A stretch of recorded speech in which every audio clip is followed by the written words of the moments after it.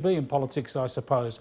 Let's go to one of his lower house colleagues now, the member for Goldstein in Melbourne, Tim Wilson, who also heads up Parliament's Economic and Finance Committee. Thanks for joining us, Tim.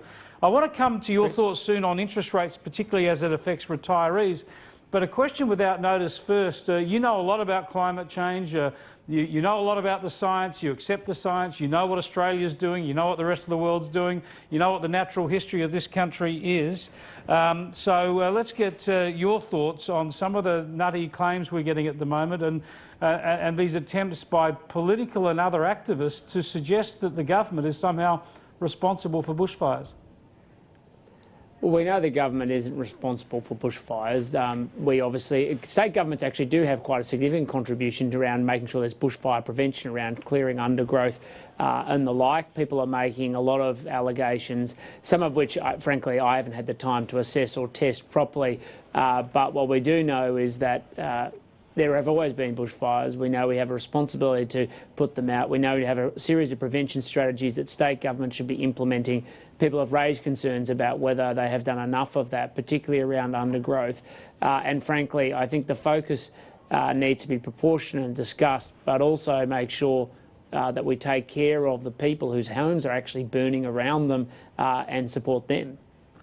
Yeah, but we've also got to call out the nonsense that's being put out, don't we? The suggestion from Greens and the other activists, former fire chiefs today, that somehow Australia can do something that will make our summers milder. Well, I haven't seen those comments, but what we know is that the challenge around reducing our greenhouse gas emissions is not one that's a local one, it's a global one, meaning every country in the world needs to carry their weight. What we know is that obviously Australia is a small proportion, as we've discussed on this program before.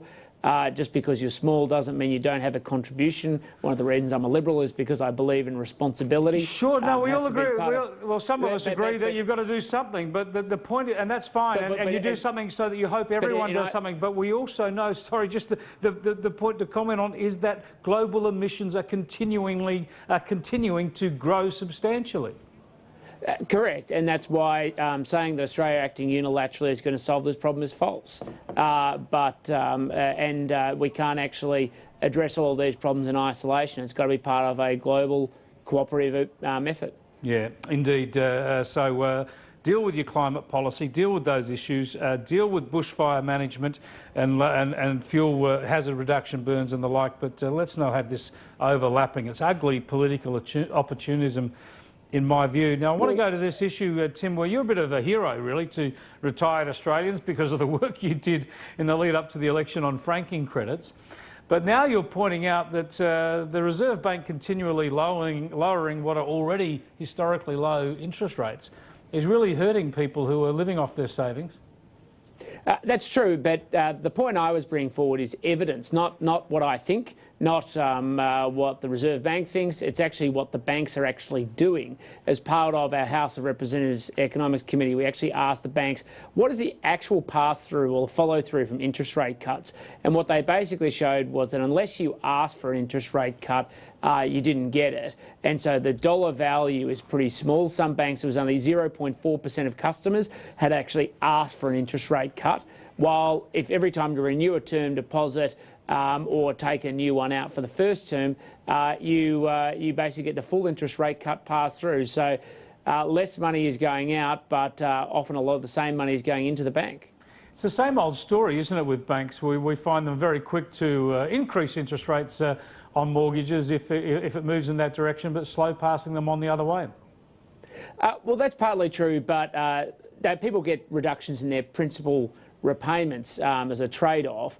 But the real question is, are interest rate cuts actually delivering the effective stimulus into the economy? And I think that's where my focus is, and I'm not convinced it is. That's the question, the underlying assumption that sits behind the RBA. Every time it cuts its interest rate, the assumption is there's more money in people's hip pockets. They go off and spend. In fact, in some banks' cases, it basically shows there's virtually no change, because once you take into account how little money comes off people's mortgage repayments, but how much comes off people's term deposits and the like and other interest-bearing deposits, it essentially makes it neutral, so we actually get no stimulus or limited stimulus. Yeah, and all the evidence is there to demonstrate that, even in things like the employment figures today. We're just not getting the bang out of those monetary policy moves. Just on that, what are your thoughts on deeming rates? A lot of understandable resentment about deeming rates being so high, given that real interest rates are so low.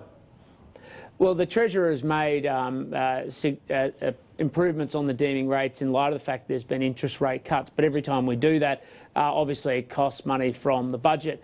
And we went to the election with a very clear commitment that we would honour a budget surplus.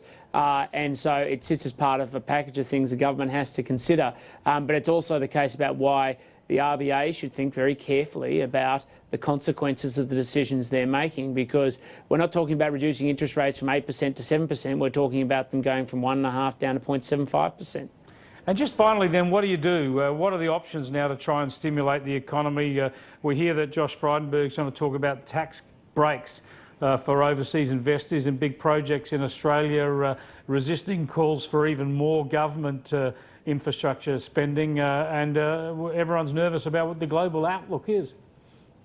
Well, that's right, and that's a good case for why stability and certainty is so important. That's why the budget surplus is so critical, because it gives confidence to the market to say that Australia has its financial affairs in order, and we're going to make sure that we're doing so. We obviously have delivered a series of tax cuts, and they will continue to wash through the economy over the coming months. Obviously, we've got a new budget that's going to come up next year, and that will provide a new opportunity to refresh looking at what we need to do in the space of tax. Yes, in addition to the $100 billion of infrastructure investment, but other plans around how we do it. But it's not just up to the Commonwealth, frankly. It's also up to the states. The states are obviously spending a lot on infrastructure, or certainly some states are, but they have their own tax-based problems that they've got to address if they want to deliver certainty to the markets too. Thanks for joining us, Tim. Thanks. Tim Wilson, the Liberal member for Goldstein.